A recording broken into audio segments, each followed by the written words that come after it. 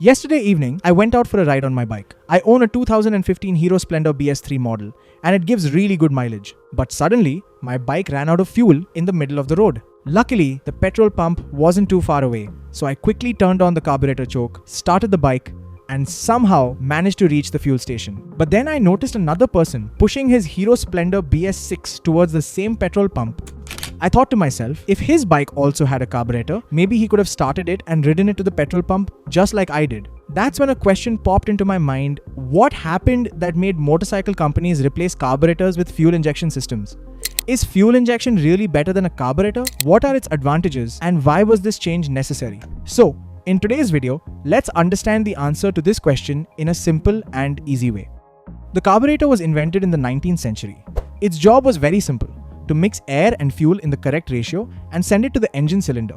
It was a completely mechanical system with no computer involved, just nozzles, valves, and fuel lines. Because of its simple design, low complexity, easy repair and tuning, and low cost, carburetor-equipped motorcycles were loved by riders all over the world. However, it also had some problems. Starting the bike in cold weather often required using the choke. Performance could change at high altitudes weather. Frequent tuning was needed, and the fuel supply was not always accurate. Sometimes the engine received too much fuel and sometimes too little, making fuel efficiency inconsistent. But the biggest problem was higher emissions and more pollution. As environmental concerns grew around the world, governments began introducing stricter emission regulations for vehicles. These new standards demanded cleaner and more efficient engines, and carburetor technology simply couldn't keep up. This became the turning point when motorcycle manufacturers across the globe started moving away from carburetors and adopting fuel injection systems, which could control fuel delivery much more precisely and produce lower emissions. Fuel injection technology first appeared in cars during the 1980s, but it slowly made its way into motorcycles. In a fuel-injected motorcycle, everything is controlled by a computer called the ECU, or Electronic Control Unit. The system uses several sensors, such as the airflow sensor, throttle position sensor, engine temperature sensor, crank position sensor, and oxygen sensor. Based on the data from these sensors, the ECU decides exactly when and how much fuel the engine needs. Then, the fuel injector sprays a very fine amount of fuel accordingly.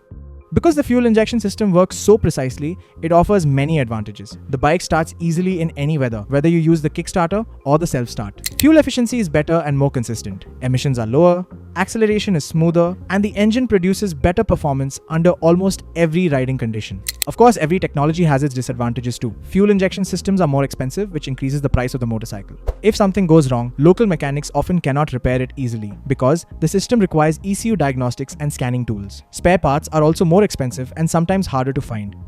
In the future, fuel injection systems will become even smarter. We may see AI-based ECUs, riding pattern recognition, and ultra-low emission engines. So friends, with the arrival of new technologies, motorcycles have evolved significantly. That's why carburetors are gradually being replaced by fuel injection systems as they offer better performance, improved fuel economy, and lower emissions. If you enjoy these kinds of motorcycle tech insights, don't forget to subscribe to the channel. Also, like this video and let me know in the comments, does your bike have a carburetor or a fuel injection system? And if you want to know that which engine oil is best for your motorcycle, then click on this video.